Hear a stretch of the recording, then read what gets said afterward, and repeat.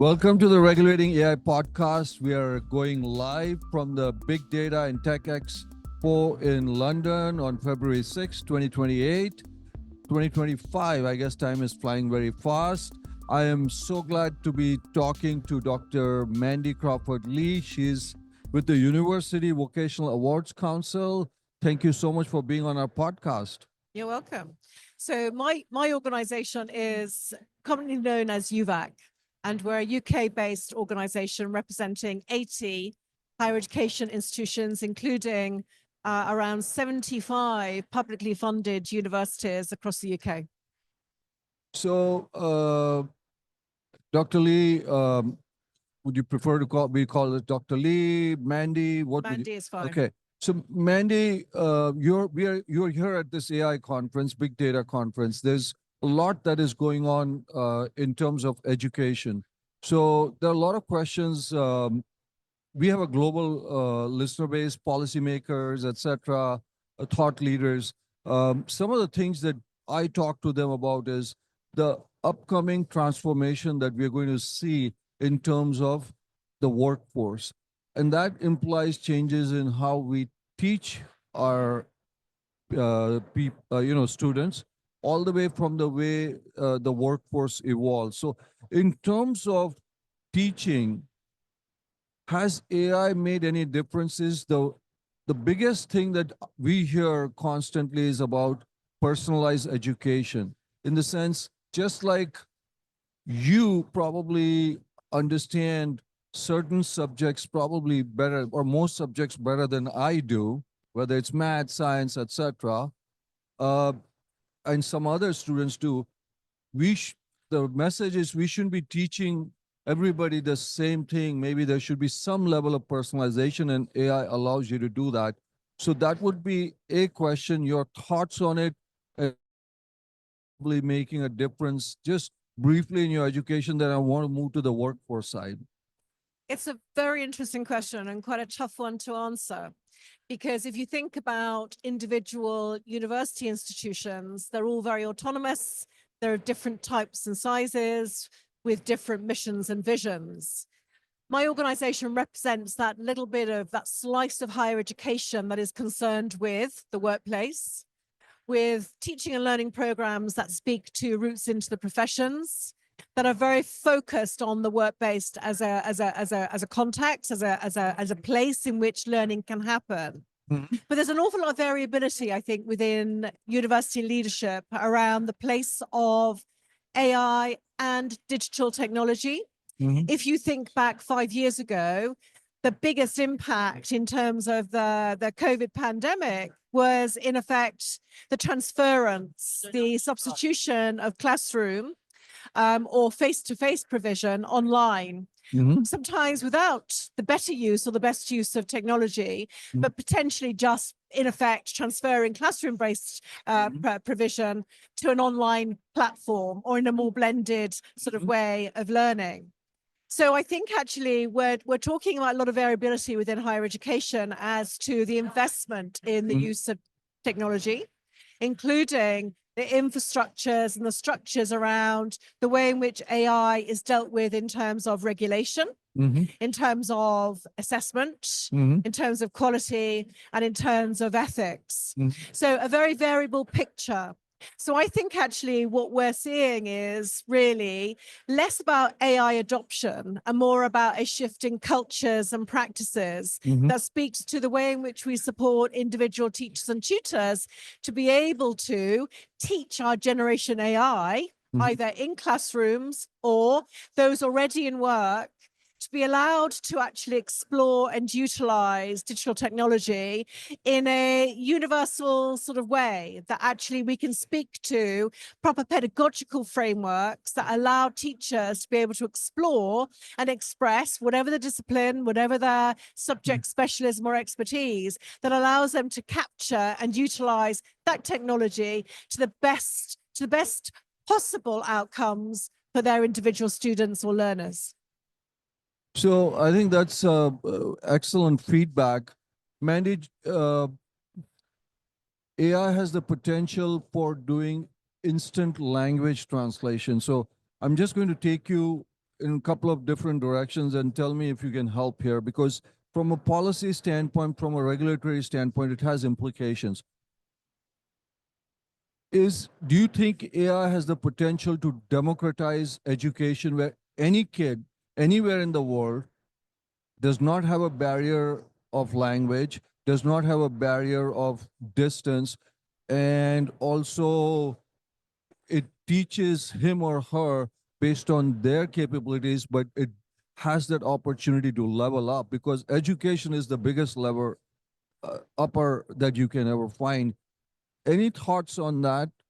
In theory, yes. Mhm. I think in practice, the situation might be a little different. Mhm. I don't think we can make too many assumptions about accessibility, for example. Mhm. Another really important aspect about the way in which learners, whatever their context, however they're learning, access technology or utilize technology. So I think this is part of the bigger positionality around education, including higher education, about how they do actually interact with their student body within their cohort of learners. Because I think universities are very focused on curriculums that meet requirements, particular standards, for example, particular occupational standards also. So I think actually it has, in theory, the potential to be a leveler.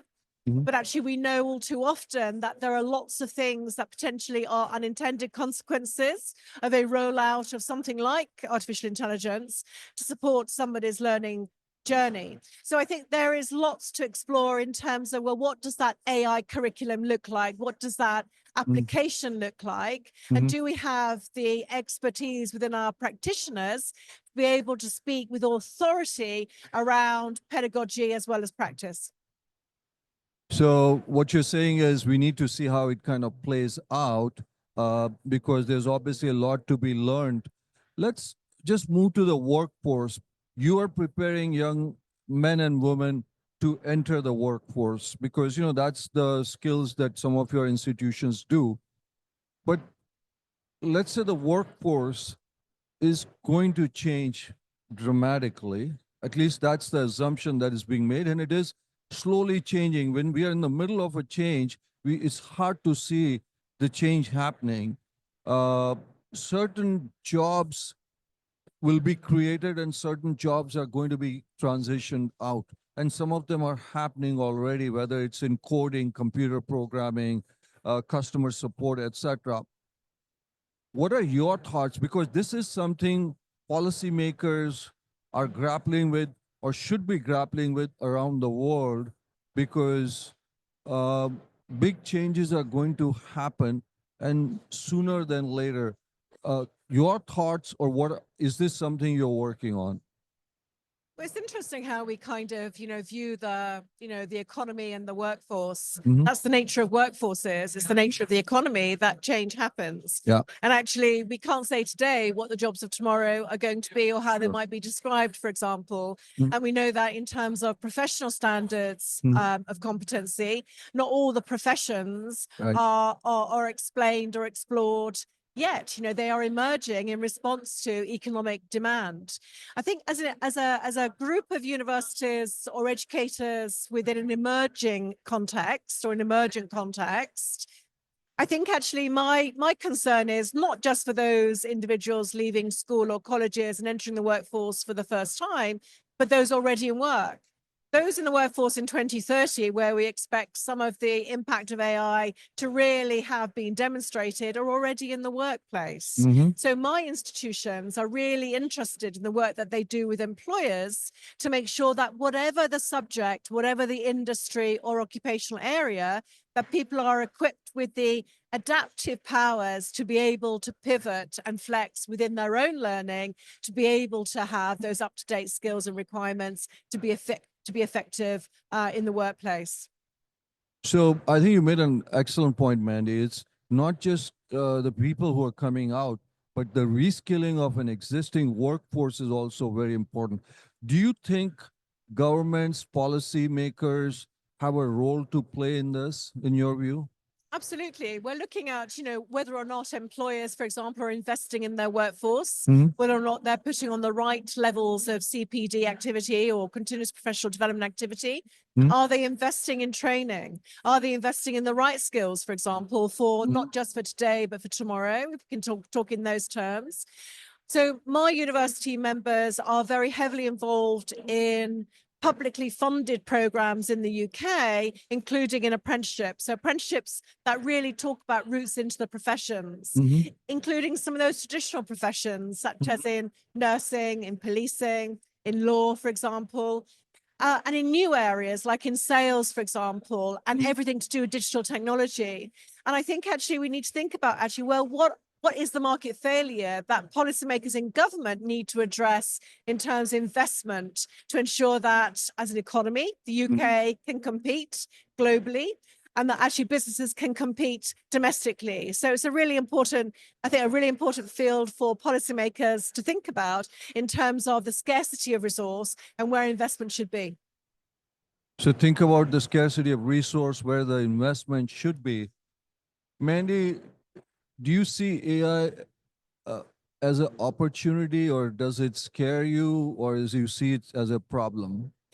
I've just expressed some caution. I think actually in terms of education, whether that be schools or colleges or higher education institutions, including universities, I think there are going to be pockets of excellent leadership, pockets of great investment, but I think we're slightly behind the curve in terms of leadership.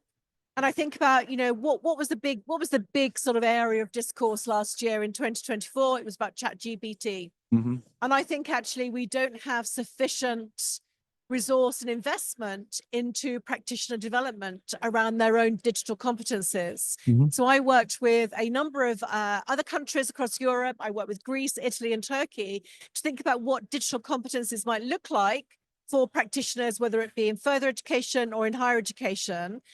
And actually what we find is that notions and concepts like ChatGPT just 2 years ago were not even a feature. Principles around universal design, digital first, for example, absolutely. The use of AI, AR, VR, all of those kind of shorthand examples of what we mean when we talk about digital or technology. ChatGPT wasn't a feature. So you can see the pace at which things are emerging. So all of last year, there was a lot of focus within education around how do we mitigate the risk of plagiarism or the use of AI, for example, in place of individuals expressing their own thoughts and opinions and actually exploring ideologies that actually means that they've understood, they've got the underpinning knowledge to be able to take that knowledge and apply it elsewhere. So you can see how the pace at which institutions like my members need to be reacting and also planning for potential and the next ChatGPT as a concept, as an idea, and how that impacts on education, on teaching, on learning, and on assessment. So they need to stay ahead. They need to stay abreast. Mandy, is what you're saying. Mandy, there is a digital divide in the sense, in terms of income and in people who can access. Do you worry from an education standpoint that AI might not have an equal opportunity if for the affluent versus the less affluent? Is that divide going to continue? And it could be around the world in terms of nations. You talked about some countries who have the latest technology and access might go ahead versus others. Some within a country itself, there could be that impact too. Do you worry about that? Again, in theory, absolutely. We know that there are disparities, in education already. Is that about the use of AI? I don't know. I don't think actually it'll be any different from any other barriers or risks to opportunity. I think some of them will be perceived, some of them will be absolutely real and realized. I think actually in terms of the way that universities and other education providers support learning, how are they deploying and how are they investing, for example, learning technologies and technologists, support, access and facilitation to ensure that people are supported. That's awesome. Final word to our listeners who are listening, who are policymakers or think tanks and business leaders, from someone who is an educationalist. focused on AI. Give your final message to them. As I've already said today, I think actually it's not about the adoption of AI. It's about cultures and mindsets. I've said that certainly in UK, universities have invested more in bricks than clicks. I think they have an awful lot of catching up to do. They're just thinking about the way that digital is impacting on university life, on the way that learning happens. We have to go beyond just thinking about mode and method, but thinking about the way in which pedagogy is structured, whether it's the classics or whether it's around professional sort of development pathways in things like medicine or nursing or law or banking. So really thinking about actually how do we utilize AI as a tool as we adopted a wholesale change and reformed the World Wide Web, as we adopted wholesale change in terms of the way that actually teaching happens. So that would be my advice. Well, that's, I think, very important advice, Mandy. Thanks so much for taking the time with everything else that's going on. I think our listeners will find your insights very, very helpful in terms of education, in terms of the workforce, etc. So really, thank you for being on our podcast. Thank you very much. Thank you.